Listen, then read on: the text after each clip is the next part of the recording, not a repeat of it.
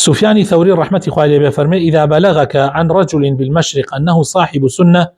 فابعث إليه بالسلام فقد قل أهل السنة. إمامي بيشواي حافظ سفيان ثوري برحمة به أفرمي: أجر بيست كابرايك لو بريزوية لمشرق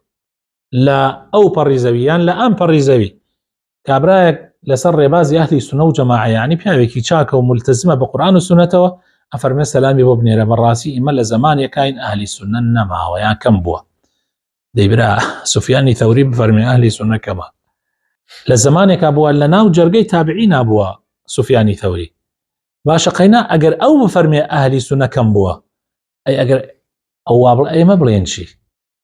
يا ما أبي بلينشي لزمان يكاين ك تول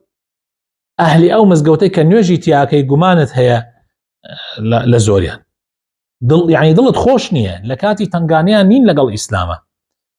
جاري وهي نكبة ويكن يجركا بلكو إمامي مزقوتك هذا لبشتواني خواو بيغمري خوانية حالتك بيت السرا أو أبي بدجوني مسلمان تماشا عليك كابرا يسر رمز يكلم شعره 3000 كسلو أنا بجي توتالي جمعي فلان وفي سانوة خوانية أقينا كابرا يعني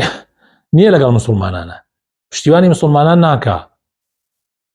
أيوبي سختياني رحمتي خوالي بأفرمي كاتيا من هواليكم بي قادر باري مردني بياويك